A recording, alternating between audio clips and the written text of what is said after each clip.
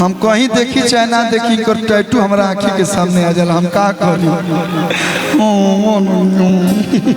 सब बताओ लड़की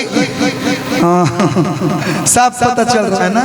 सब पता चल रहा है, बताओ ना। धन्य रे,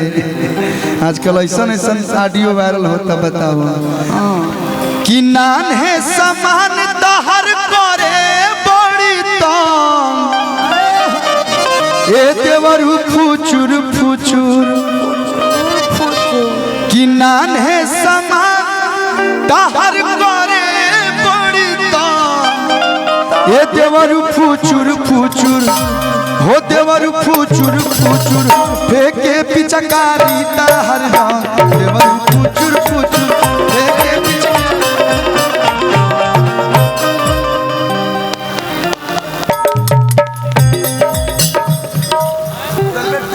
फेंके पिचकारी दहर रंग, देवरू फुचुर फुचुर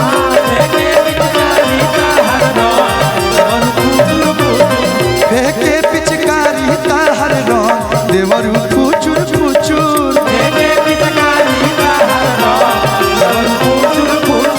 नान है समान करे बड़ी तंग, देवरू फुचुर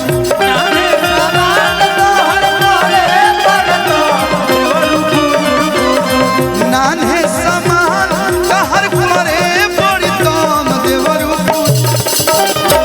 हम इनकर के अचानक देखनी हता एगो कुंभ में लड़की नहीं खे वायरल भई, एगो कुंभ में देखब ज्यादा इंस्टाग्राम पे लड़की वाला उनके बुझाले कि बहिन आ गईली। एकदम वैसने तार ओठ आँख के डिजाइन वैसने बा, ओठ तो लागत कि रसूलपुर छपारा के रोड ह। ए देवरू फुचुरा फुचुर,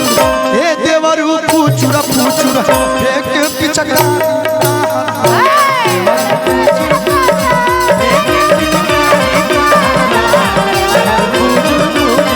फेंके पिचकारी दहर रंग, देवरू फुचुर फुचुर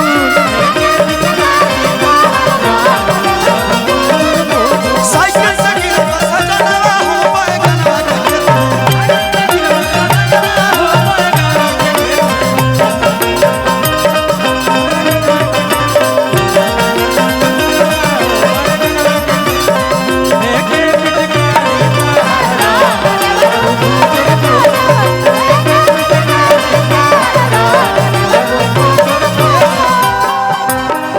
डाले के तनी को न तहर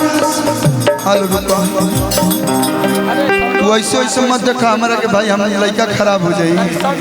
बताओ ऐसे ऐठ के लिपसिंग करेला कि डाले के तनी को न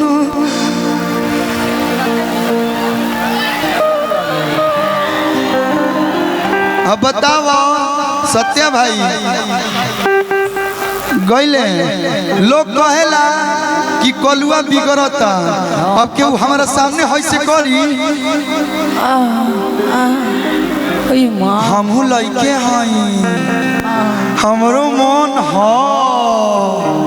हमारा मन ना करे कि लड़की हमरो को छुए छाए, लेकिन हम डेरा नहीं कि बाप रे बाप आज छुई या कल का जने का कदी कि हम ही लगा मुई, ऐसे लड़की से बच के रहे के बा कि डाले के मैंने रही तनी हिंकर एक्सप्रेशन देखी डाले के तनी कोना साफ सुतिए जाए बेरा, तो डाले के तनी कोना